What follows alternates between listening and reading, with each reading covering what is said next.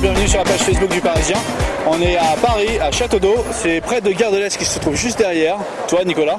Et on n'est pas loin de Strasbourg-Saint-Denis et nous sommes avec Cédric Ido. Bonjour Cédric. Alors Cédric, bonjour. il est le réalisateur, le co-réalisateur avec Maudit Barry. Exactement. De Une vie de château. Voilà. La vie de château. La vie de château, c'est bien de le dire, heureusement que tu es là. Et donc La vie de château qui sort demain sur tous les écrans de France et de Navarre, sur de tous Paris. Les bons écrans. Sur tous les bons écrans. Très bons écrans. Une vie de château, c'est une déclaration d'amour de ces deux réalisateurs à ce quartier, Château d'Eau, qui se trouve à Paris, au centre de Paris, dans le 10e arrondissement. Et Cédric, je vais te demander, c'est quoi La vie de château? La vie de château, en fait, on va dire que c'est un peu un hommage à Paris, au quartier justement, à tous ceux qui font cette ville.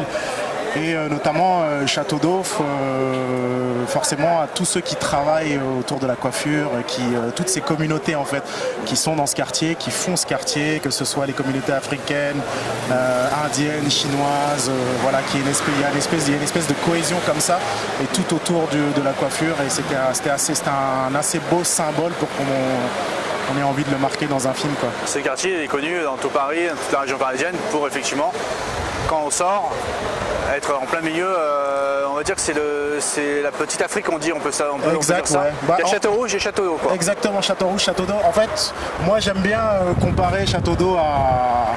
On connaît Brixton à Londres, on connaît Harlem, la 125e à New York, ou encore quelques quartiers de Brooklyn, mais on parle jamais de Château d'Eau, qui pour moi est aussi emblématique que ces quartiers-là, quoi. Il y a un quartier comme ça à Paris, quoi. Il y a un quartier comme ça à Paris, toutes ces communautés qui se mélangent, et puis il y a énormément de choses qui naissent ici.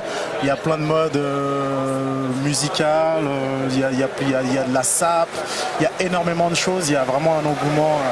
Alors avec Maudit Barry, ton co-réalisateur, vous avez tourné, enfin on va dire quand même que le quartier c'est un vrai personnage du film. Vous avez tourné dans ce quartier-là. On a tourné. Et tu vas nous emmener, on va faire une petite visite guidée avec Cédric. Exact. Une petite visite guidée des lieux de tournage et tu vas nous expliquer ça. Mais en attendant, si tu es d'accord, on se regarde la bande-annonce du film qui sort demain.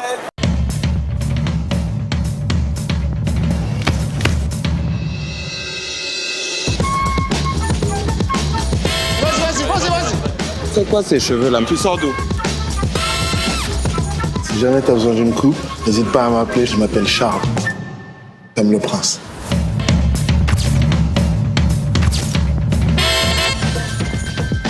Tu arrives avec tes chaussures neuves, tu demandes des avances, tout ça pourquoi? Je marche sur le boulevard là toute la journée pour ramener des têtes, rien que pour toi. C'est une affaire en or ce truc. On va faire un tabac. Même Obama il va venir chez nous. Obama il se fait pas faire les ongles, Obama. C'est cher? Je te dirai quand on aura fait affaire. Ah, elle est sur un gros truc. Ah, il y a plein de pognon à se faire là-dedans. Je la connais par cœur, Sonia, elle me cache des trucs, c'est sûr. Je veux juste que tu fasses l'observateur, d'accord? C'est quoi ça? C'est pas moi. Alors, faut même pas t'inquiéter, je vais juste tester. Hein, je te donne ça là, et puis tu cloues ta bouche avec. Ah, voilà! Regarde, il y a un gars qui me suit là. Une demi-plombe qui sont en bas en train de faire leur cirque là, comme des chacos. J'ai entendu chaco, vous laissez mes oreilles. Je pratique l'art de combattre sans vraiment combattre, comme Bruce Lee. Qui ça? Tu m'as espionné pour me voler mon produit. Mon nom c'est Charles, comme le prince. Et pourquoi pas le roi tant qu'on y est? Ici c'est Paris, il n'y a plus de rois, il n'y a que des reines. Moussa, j'ai pas d'argent. Mais non, c'est pas ça toi aussi. On est de retour à Château d'Eau avec Cédric Ido, le co-réalisateur de La vie de château, avec Maudit Barry. C'est ça. On va visiter, alors je crois que tu as un salon à nous présenter. Il y a le salon dans lequel on a tourné le film, voilà, le salon, l'un des personnages du film, on va dire. On y va tranquillement. Voilà. On y va tranquillement, qui est juste là. Et donc ce qu'il y a, c'est quand tu sors de cette station de métro, ce qui est intéressant, c'est qu'on a ce qu'on appelle les rabatteurs. Exactement, d'ailleurs il y en a un là. Le boss, le boss. Moi je t'interpelle dans ton travail là. Il faut venir parler. Oh, toi aussi, regarde, il fait le timide, alors que pendant tout le film, il était là. D'ailleurs, c'est un visage qui est dans le film. C'est un visage qu'il y a dans le film en plus. Il est dans le film et voilà. Là, il travaille. Faut voir mon ami. Quel ami? Bon, viens dire un mot au moins. Toi aussi, viens dire un mot au moins. Oh. Les gars, c'est rien. Regarde, c'est l'un des visages du film vraiment et qui voilà. Donc en fait c'est quoi leur métier? On les voit, c'est omniprésent, ils sont omniprésents dans le film. Ils sont omniprésents, c'est un peu un hommage aussi aux rabatteurs parce que c'est un métier qui demande énormément de culot, d'audace et dans lequel on trouve une énorme poésie parce que il y a un peu un truc de mise en scène en fait pour aller racoler des nanas en fait, racoler des femmes pour les ramener dans les salons. Ouais, c'est important de le dire, ils racolent pour ramener des femmes pour les dans le salon de coiffure. Exactement, moyennant une petite commission grande selon leur place dans le salon. Quoi. Et vous avec Maudit, vous leur donnez en fait un visage, on va dire une humanité, un visage humain. Enfin surtout on les rencontre. Ouais, parce que souvent des gens peuvent certains avoir un peu peur, un peu de machin, de voir les gars traîner sur le côté, alors qu'en fait ils sont adorables. Ils ont plein d'humour. Ils sont adorables, bien sûr. Et il faut de l'humour justement, comme c'est un truc hyper compétitif. C'est pour ça que je parlais de se mettre en scène justement, comme c'est hyper compétitif. Il y en a beaucoup qui trouvent des moyens et c'est au plus charmeur quoi. Et il y a vraiment un truc comme ça de certains jouent de l'élégance, d'autres jouent de l'humour. Vraiment tous les moyens sont bons pour ramener le maximum de femmes dans son salon quoi. On le voit dans le film, il y a plein de scènes. Ouais. C'est une comédie, c'est une comédie. Donc il y a plein de petites scènes assez rigolotes, marrantes entre eux. Même des fois il y a un petit peu de concurrence, ça chauffe un peu. Ouais. Mais ça fait partie du jeu. Ça fait partie du jeu en fait. C'est comme je disais, il y a beaucoup de compétition et que c'est au plus rusé à celui qui trouve les meilleures solutions, qui arrivent à ramener le plus de nanas quoi. Et comme ils peuvent être là du matin à 8h jusqu'au soir à 22h non-stop à essayer de ramener le maximum de filles quoi. Et forcément c'est celui qui a le plus de gouaille. Alors on le répète, on est à Château-d'Eau, en fait c'est c'est un plateau de tournage ici. Voilà. Il y a un an, ici c'est un plateau de tournage à cet endroit même. Je pense que ce mouvement-là on l'a fait mais plus d'une dizaine de fois avec le caméraman qui a un travelling arrière sur ces mêmes rues-là. Je pense que exactement là où tu marches là, notre cadreur a marché aussi. Voilà. Tu es le deuxième, tu n'es pas le premier. Alors ce qu'on peut faire, c'est comme on fait dans les émissions de cinéma, faire un petit pitch du film. C'est l'histoire de Charles. C'est l'histoire de Charles. Charles, c'est le personnage principal, on va dire. Et c'est un film choral aussi. C'est qu'il y a beaucoup de personnages. Et voilà, c'est un espèce on va dire c'est quelque chose de très universel. Charles est un rabatteur dans le film. Qui est joué par Jackie Hido. Qu'on connaît un petit peu. Que je connais un peu, que j'ai croisé une ou deux fois avant de l'engager sur le tournage. Bon, Jackie c'est le frère de Cédric Hido. Voilà. Mais Jackie c'est aussi un comédien qui a réussi un peu au renommée internationale, qui a joué dans les films dans Inglourious Bastard de Quentin Tarantino, dans les films de Claude Lelouch. Et puis dans des séries telles que Taxi Brooklyn ou The Catch plus récemment, voilà. Donc là il joue un prince dans votre film. Là il joue un prince, un prince du quartier. Et puis c'est un peu, comme je disais, c'est un peu un personnage qui est pas forcément en crise, mais en recherche de soi-même. Et c'est ce côté universel qu'on voulait avoir chez lui, mais vraiment bien entouré de personnages, comme le personnage de Moussa, qui est joué par... Donc là on est devant le salon Émile Joy, c'est ça? Devant le salon Émile Joy. Et on retrouve le personnage de Moussa qui est joué par Jean-Baptiste, qui est comédien. Voilà, exactement. Non, qui est rabatteur à la base et on lui a décroché ses premiers plans. Le même, le boss. On est là quoi. Bonjour, ça va. On lui a dégoté... Paris Saint-Germain, voilà. Non mais Château-d'Eau c'est quoi? Paris Saint-Germain. Non d'abord Neymar, on est fiers de lui. Voilà. Neymar, il n'a pas encore joué. Mais il n'est pas encore joué, mais je sais que Neymar va faire quelque chose en France, ici, à Paris, Saint-Germain. Neymar, footballeur international. Neymar, ne veut qu'il n'aime pas le Yaminale, Yafagale, pour Parisienne, on est fiers de Paris. Quand tu viens à Paris, tu vas être civilisé, tu vas être choisi, tu vas être quelqu'un. Ici, il y a les belles filles, il y a les jolis garçons, il y a les mamans civilisées, il y a les griots civilisés comme moi. On est ici encore Château-d'Eau. Château-d'Eau, c'est un quartier chic. Si tu veux te coiffer, quand tu viens à Château-d'Eau, tu vas voir les coiffeurs meilleurs. Si tu veux faire les cheveux naturels, quand tu viens à Château-d'Eau, tu vas rencontrer. Moi, je m'appelle Mohamed Lamine Djoubaté, je suis guinéen. Je suis guinéen, artiste guinéen, je suis fier de chez moi, je suis de Kankan. La capitale c'est Conakry. Donc ma mère est malienne. Donc je salue tous les Maliens et tous les Guinéens et tous les Ivoiriens et tous les Français. Et il faut que tu ajoutes, tu invites tous les Ivoiriens, oui, tous les Guinéens, oui, tous les Maliens, oui, tous les Burkinabés, oui, tous les Indiens, oui, tous les Kurdes, oui, tout le monde. Tout le monde. Tu les invites pour voir le film La vie de Château d'eau. La vie des châteaux d'eau. La vie des châteaux d'eau. Fais-moi, Oui. en tant que griot guinéen, Oui. fais-moi une petite chanson Oui. promotionnelle pour la sortie du film La vie des châteaux. Une petite chanson. La vie des châteaux d'eau, Saramalama appelé dit la vie des châteaux d'eau, la vie des châteaux d'eau, la vie des châteaux d'eau, on est fiers des châteaux d'eau, la vie des châteaux d'eau, on est content. Nayale moya wala mongole fe inayale Saramalama lomanyi kadinye ikadinye moi wala mongole fe à la vie des châteaux d'eau. Là, tu viens de nous porter, vraiment, tu viens de nous envoyer la chance. C'est un griot. Ah oui, c'est un griot. Là, le griot, tu viens de nous donner de la chance. Justement, C'est l'air de c'est pas rien. rien parce que dans le film, il y a une histoire de griot justement. Il y a une vraie histoire de griot avec Charles justement qui a filmé. Vous l'avez vu le film. Alors Neymar joue pas dans le film, ça on peut le dire déjà. Mais il y a plein d'autres acteurs qui sont dans le Oui, film. mais Neymar, on est fiers de ce qu'ils ont passé l'autre fois.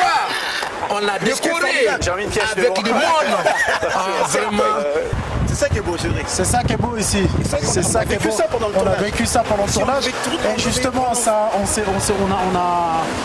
a pris ces choses-là, on les a rajoutées dans le film. Et c'est un cadeau. Vraiment, c'est un cadeau parce que d'avoir un griot comme ça qui vient chanter, non, on est très content.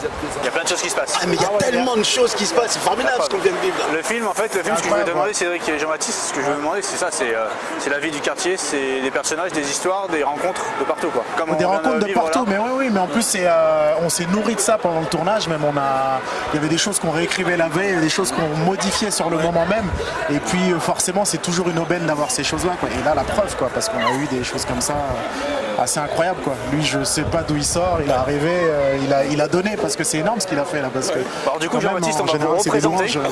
Voilà, Jean-Baptiste, vous jouez Ah, à Moussa. oh, qu'est-ce que tu fais là Tu es venu Ah, je savais pas. Écoute, Tu travailles toujours là ou bien tu...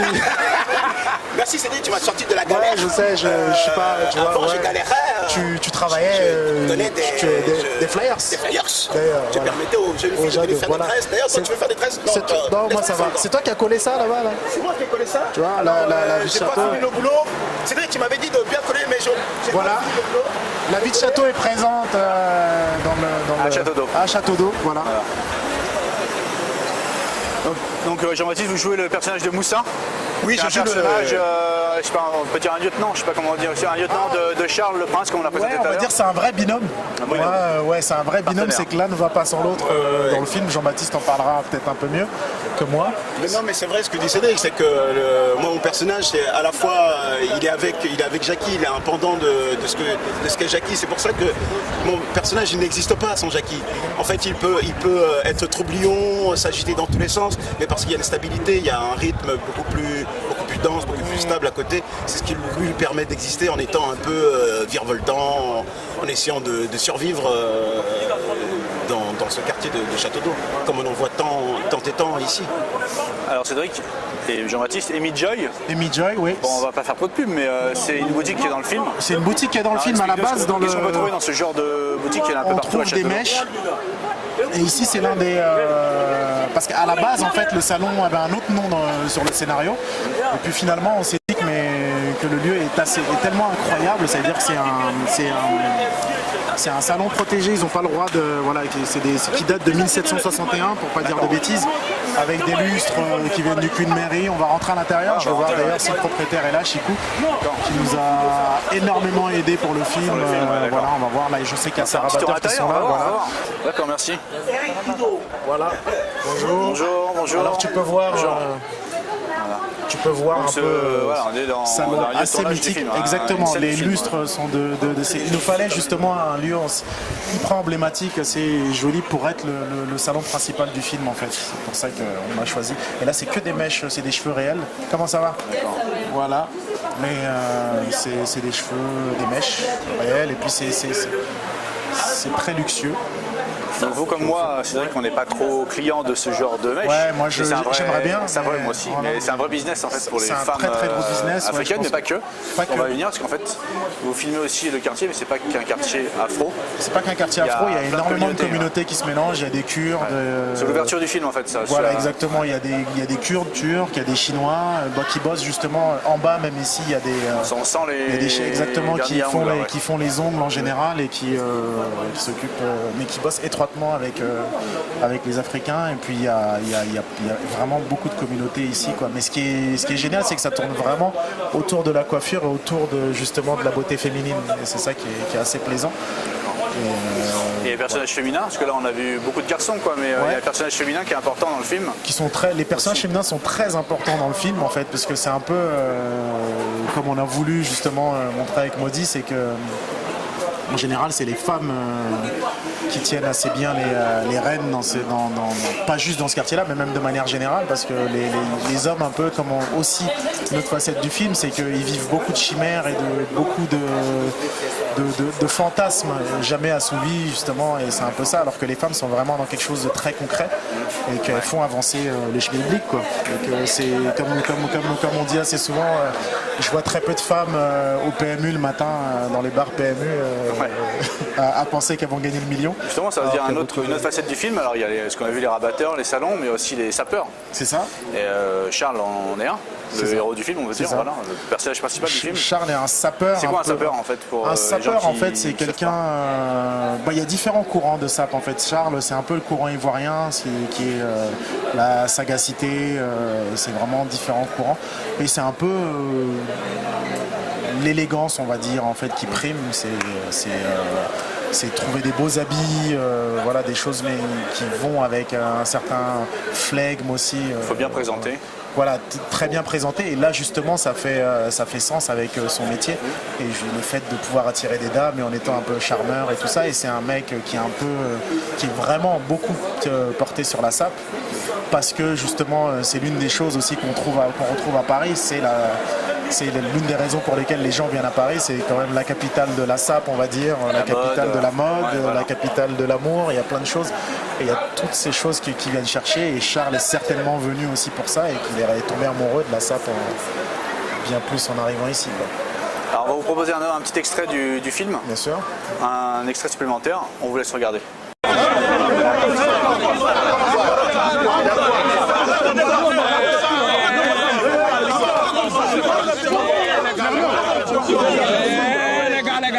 Les gars, ça fait 10 minutes que tu aurais dû t'éclipser.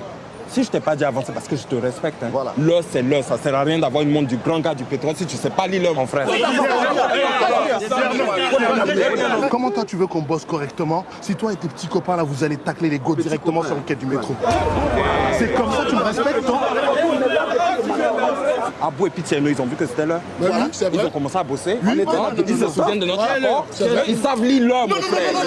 C'est ça que la vérité. Ça fait une demi-plombe qu'ils sont tombés en train de faire leur cirque là. À 4h30. Ils étaient là déjà en train de... Oui, comme des chacos. Attends. J'ai entendu chaco, mais c'est mes oreilles. Fernand, il faut les comprendre. Comprendre quoi? Elles se font harceler dans le métro par des types sapés comme des misérables. Écoute, de toute façon, il n'est pas encore 5h. Ta montre, elle avance trop. Eh mon frère, je viens de prendre ma montre hier, elle n'a même pas pris le temps de prendre une seconde. Hein? Il est 5h20. C'est bizarre parce que moi j'ai 5h pile. Vous avez quoi? 5h. 5h. 5h. 5h moins 5.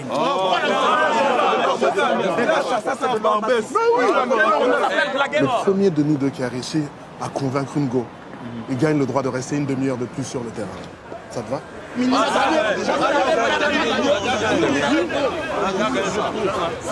Une demi-heure.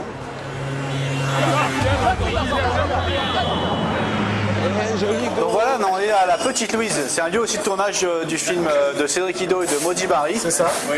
La vie de château, qui sort demain, c'est-à-dire mercredi 9 août sur les écrans. Et nous sommes donc avec Jean-Baptiste Anomo et Cédric Ido, le réalisateur et un des comédiens du film. Un des comédiens principaux. Donc là, c'est quoi ce lieu? C'est en fait, ce café de Château d'Eau. Exactement. La position que moi j'ai avec la position à Jean-Baptiste, c'est exactement une position que les comédiens ont utilisé dans le film, à savoir Jackie, Ido, Charles et Jean-Baptiste étaient à cette place-là exactement. L'une des à la même dernières place. scènes, je crois. L'une des dernières séquences. On va pas spoiler, mais on va pas le spoiler. Bon, c'est pas Game of Thrones non plus, mais ça va. C'est le moment où quand même il se fait planter. Voilà, exactement. Où il meurt ici, là, pile sur cette table. Ah, t'as balancé, mec, c'est trop tard. Mais c'est bien, ça fait du buzz. Voilà. Faut quand même aller voir le film. Faut quand même aller voir le film, il reste un peu de suspense. Ouais.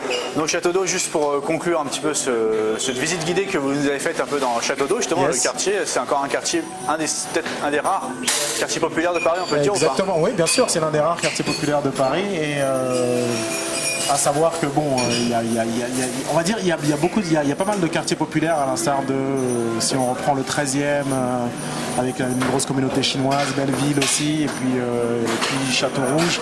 Mais ici, en fait, ce qui est spécifique à ce quartier, c'est que il y a plein de communautés qui se mélangent en fait. Ça veut dire c'est ça qui est assez intéressant. Il y a plein de pays africains, il y a des Indiens, il y a des Tamouls, il y a des Indiens. Voilà, il y a des Chinois, il y a des Cambodgiens, il y a vraiment tout un parterre comme ça de communautés qui se mélangent ici. Et c'est ça qui est assez paradoxal dans ce quartier, quoi. Ouais, c'est important pour vous de montrer cette photographie de ce quartier-là, peut-être avant que ça se change encore beaucoup. Bien sûr, parce qu'on est peut-être justement en train de voir les derniers moments de ce quartier, un peu comme on en parle aussi dans le film, quoi. C'est qu'il y a vraiment peut-être une volonté de la ville aussi de changer comment je peux dire de commerce et des choses comme ça. Ils forcent aussi, ils ont plus forcément une espèce de gentrification, on va dire, quoi, qui est en train de s'opérer ici, et qu'il y a beaucoup de... On retrouve justement ces salons, notamment à Saint-Denis. Moi, j'habite à Saint-Denis, et puis je vois pas mal de rabatteurs qui arrivent à Saint-Denis, justement, même des rabatteurs qui étaient ici, qu'on retrouve à Saint-Denis. Beaucoup de salons qui commencent à ouvrir à Saint-Denis, et puis je pense que dans d'autres... Ça se déplace. Il y a une espèce de délocalisation aussi qui est en train de s'opérer. Et voilà, quoi, c'est certainement... Donc c'est une déclaration d'amour aussi au quartier populaire. Complètement, une déclaration d'amour avant que ça disparaisse. Et puis je pense que vraiment, on est en train de voir quelque chose qui se passe. On est juste à côté, sur le faubourg Saint-Denis, c'est ça, rue du Faubourg Saint-Denis. Souvent, le soir, il y a pas mal de terrasses, de cafés assez huppés, où tu as beaucoup de... pour pas dire bobo. Disons-le, des terrasses bobo, et puis à côté il y a encore pas mal de rabatteurs et ces choses-là, et puis il y a une espèce de confrontation comme ça, mais douce, où il n'y a pas une espèce de confrontation comme ça d'un trottoir à l'autre, où on voit vraiment se juxtaposer les différentes communautés, le paysage qui est en train de changer. Et je dis, c'est quand même une aubaine de voir ça, parce que c'est vraiment une impression qui ne va pas durer très longtemps, j'ai la sensation. Voilà. D'accord, donc on répète. La vie de château. La vie de château. Mercredi 9 août. Voilà. Sur les écrans. Exactement. On vous conseille d'aller voir. Nous, on l'a beaucoup aimé, aux Parisiens. Ah, c'est vraiment... Bon, c'est une chose qu'on n'a pas dit dans toute l'interview, mais c'est vraiment un souhait à la base. C'est qu'il faut savoir que le quartier aussi... ce quartier-là, Château d'Eau, sur ces quelques rues aussi, s'étend pas mal au-delà des salons de coiffure, s'étend plein de comédies de théâtre, de comédies de boulevard. Et nous, c'était notre souhait d'en faire un peu un théâtre à ciel ouvert, justement. C'est pour ça que les personnages arrivent plus ou moins en costume, notamment la sape, notamment les personnages qui ont tous un peu leur dégaine et ces choses-là qui gardent pendant tout le film. Il y avait vraiment ce côté vaudeville auquel on tenait, et puis c'est un peu ce qu'on a voulu marquer vraiment dans le film, quoi. Voilà. Cédric, Jean-Baptiste, merci. Merci. On se retrouve à bientôt sur la page Facebook du Parisien. Voilà. Et très très vite, mercredi 9 août, dans les salles. Voilà. La vie de château. La vie de château. On trinque à la vie de château au café.